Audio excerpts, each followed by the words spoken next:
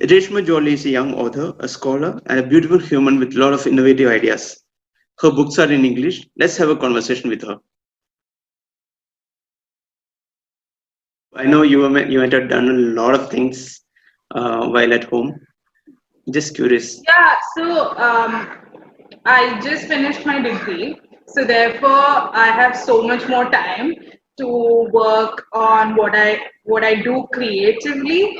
So one of my newest venture I have to show you is a thing called erotic cards, and it's basically cards that you send to your loved one, like if you're missing them. Like Archie's doesn't give you that sort of a intimacy, if you will. So this is my new product, erotic cards, and it's doing well. So we'll see. Mind showing it a little bit because there was a glare and it was not that visible. For now, the collection is only two cards because I want to see how the demand is, and therefore will expand if it does well. So there's one like this. Yeah. She loved herself Okay. in the ups and downs. Okay, superb. So this is like Yeah. this card is called Love Yourself, Mhm. and then there is one. Okay. Yeah, this one is called Tasty. So these are two cards that I've been working. There's been a lot of good response for it because people do want to send something that's more artistic than just a regular text or an email, or you know. So So there is this element of kind of soft porn or the perception which we normally have. So how yeah. do you demarcate that as in Good shouldn't question, to? because I have been asked this question a lot, because a lot of people have asked what is the difference between what you do and what pornography provides. And there are a lot of reasons. Primarily, the reasons being that in pornography, even if it is soft porn, they focus more on the physical aspect of things. Though there might be a storyline, you can't necessarily call it a solid plot.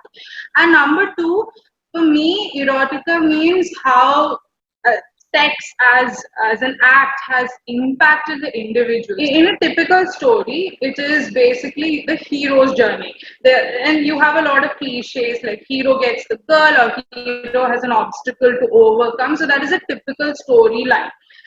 But in an erotica, the storyline is central to sex in the sense how the hero or the heroine, how they are impacted by the act of sex, how they are empowered by it, or how they are disempowered by it.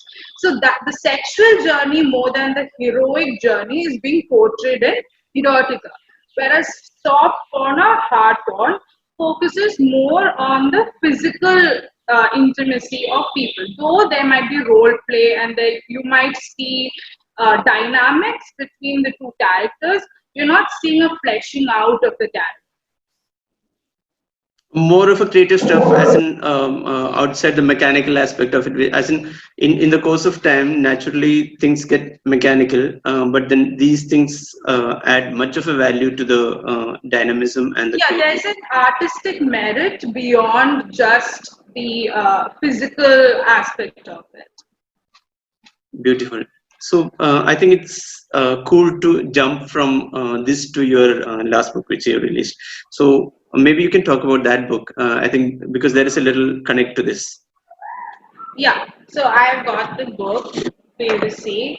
This is the book, and I just actually, this is outdated in the sense I just changed the cover. I'm here to get my author copies for that. Um, but this particular book is my second book, and it is an erotica. And I wrote this perhaps 2 years ago, but I seriously started marketing this only like a year back or something. So this story is very special in the sense, mm, there's always a concept in everybody's heads that love and lust are two completely different things. Like they're black and white, night and day. They're completely polar opposites of each other. But it's, as you meet people, you realize that it's actually not true. There are so many gray areas in between, and you cannot really push those two into two separate entities. They have, they collide and they have fused, and relationships are based on a mix of the two. So I wanted to portray that in a relationship wherein you give more importance to lust than love. And that's what the story is about. I mean, need not reveal more about the story. It's a very minimal book in the sense there's just two characters. There's nothing more, nothing less. And I wanted to take the time to develop on those two characters alone because it is important for us to like take the reader on that journey and not let them be distracted by other characters. Especially when you talk about such beautiful and delicate matters such as lust. I just wanted to make it more subtler, more aesthetically pleasing. And if you read the book as well, it's I have not written it very explicitly. Like you won't ever read a sex scene in the book that is in your face, too graphic. Um, it's too cringy. So it's very subtle, it's very implicit. So it's actually involving the reader to use their imagination to experience, to immerse yourself in the book. So there's always a predominant notion. Whenever I've told people I've written erotica, it's almost a preconceived notion that okay, you've written it in this format, but once you read it, you understand it's not the way. Right. What did your people nearby, as in your loved ones at home, your sisters, how did they take it? Everyone's okay with it, but as you know, my mom has a huge problem with it because I'm the baby of the family, so she feels it's too adult a genre to explore. And she did ask of me to not write the book, but I'm a believer that if there's a story in your head, it needs to be told. So, in any way, and for me, it is, I wanted to tell the story through a book. In the future, if I have a story, I might say it in a different way, in a film or in a music or anything. But for now, the format is books. Great. So you have any such plans as of now? To diversify? Yep. Yeah. I have huge plans. That's what I don't want to be limited. So unfortunately, once you write one book, suddenly you are expected to write only books. And I don't want to do that. I want to continue being unpredictable in my ways because the first book, which is this, was poetry. And when I wrote this, everyone thought the name is not that visible. A little bit. Salty Blues. Oh, okay. Salty Blues. Yeah. So when I wrote this, people thought, okay, she's going to write poetry. So then when I wrote the second book, it was an erotica. So that was completely unexpected. My third book, which is in manuscript stages, is nothing related to relationships. Right. A very, very well thought about plan. So coming back to so you just completed graduation. You have traveled across the countries. Right. So I studied in Symbiosis, Pune for my degree, my bachelor's degree, and it was a 4-year course. I took up so many opportunities to escape from Pune. And the best part to do that was to apply to semester exchanges and semester abroad programs and all of that, which is ambition aside, that was one of the reasons to escape from Pune was the reason. So thankfully, my application was accepted to various universities abroad. So I spent 6 months in Germany, 3 months in Israel, a week in Netherlands in my 4 years of studying. And I can tell you with absolute certainty that it was during those times, especially in Germany, that I became more of myself and more independent. After Germany, I was completely changed. It's a definitive point in my life.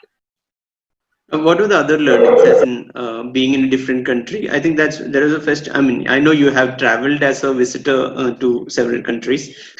You had several learnings. You said to be independent Mhm. was one.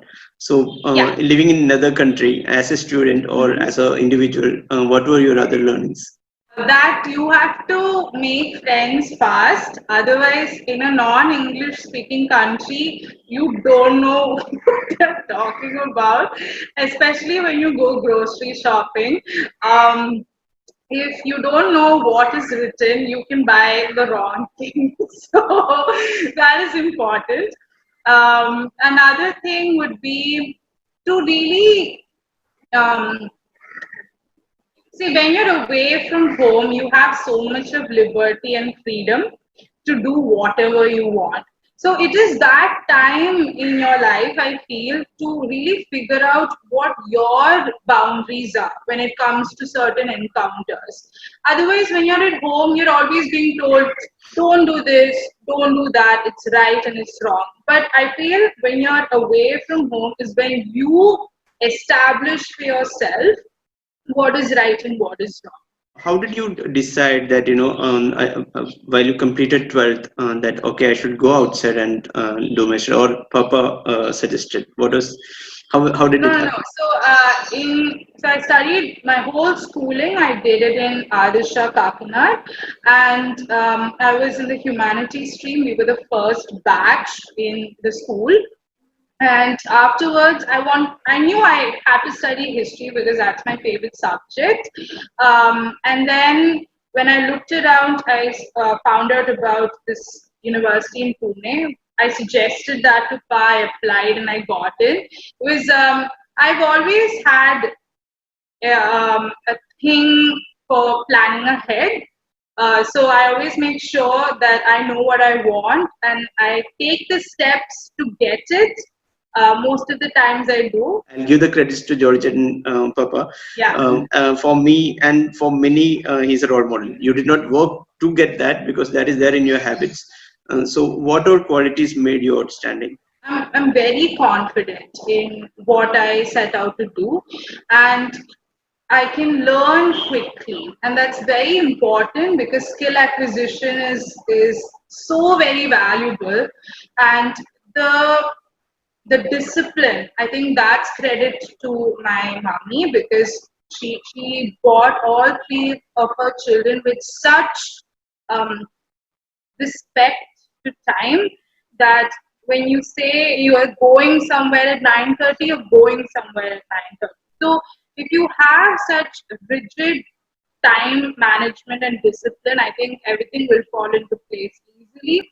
But like you said, I've had such great role models in my parents.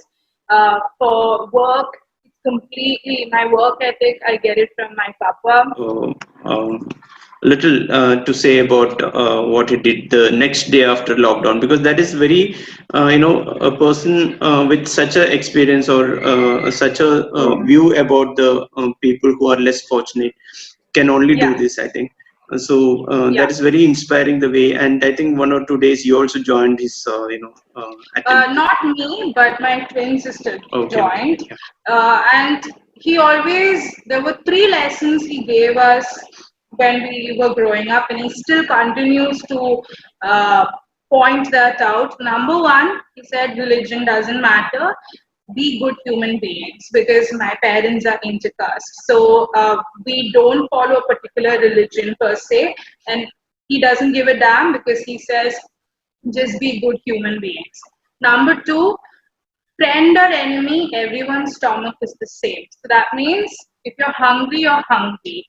So you need to, whoever asks for food or water, give it to them no matter what. So number three, be honest. Uh, So these are the three values that he has instilled in us, and I feel that is how we can carry on.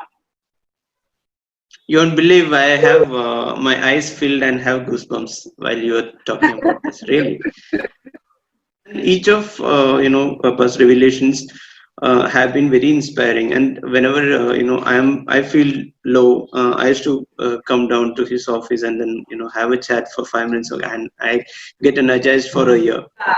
He has Lots so to much, so many stories to tell of his experiences.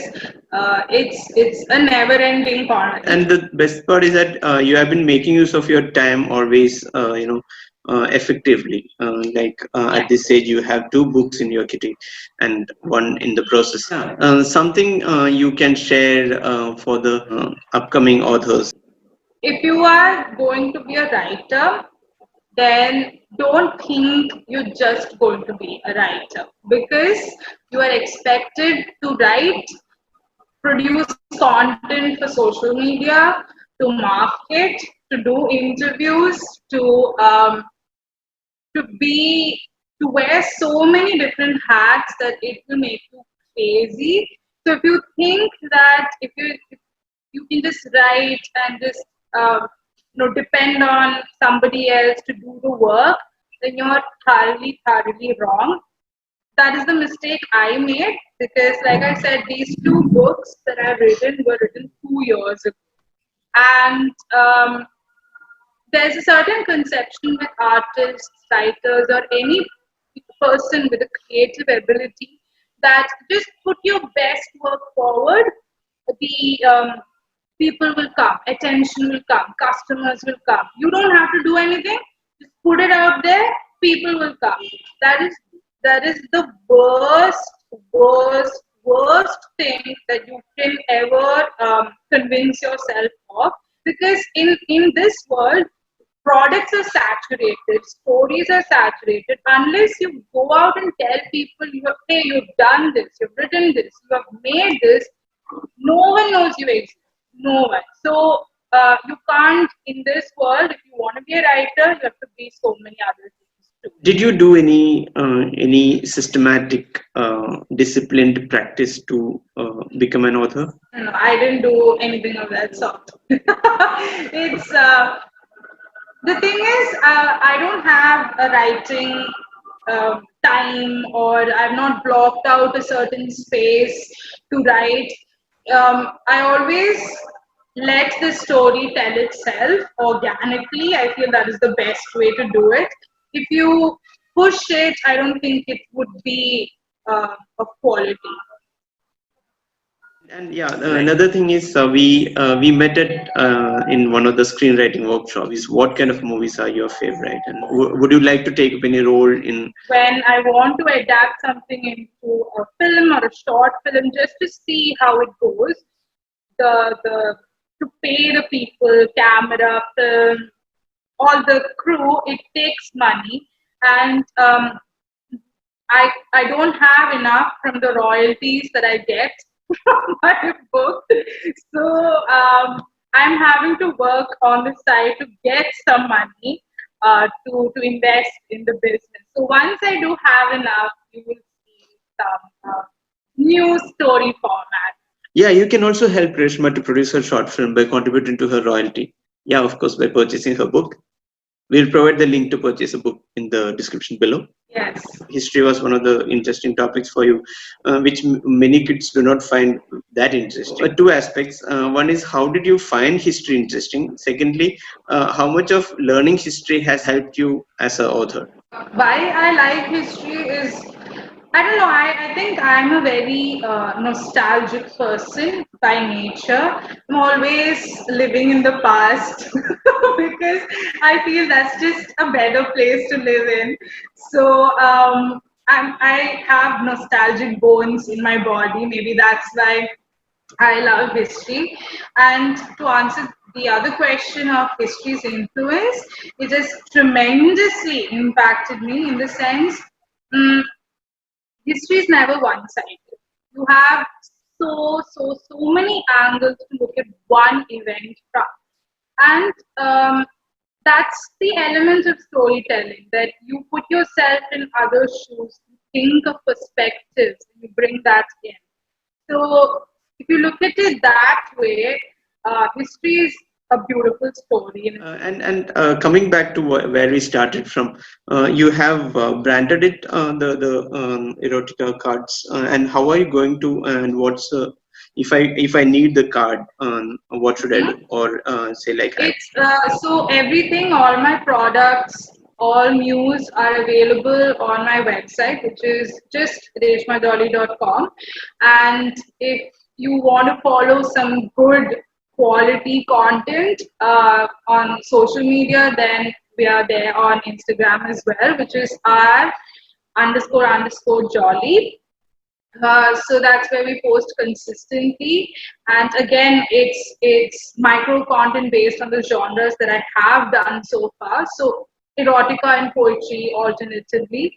So that's doing well, though we are very small in number. We're just maybe 400 in size.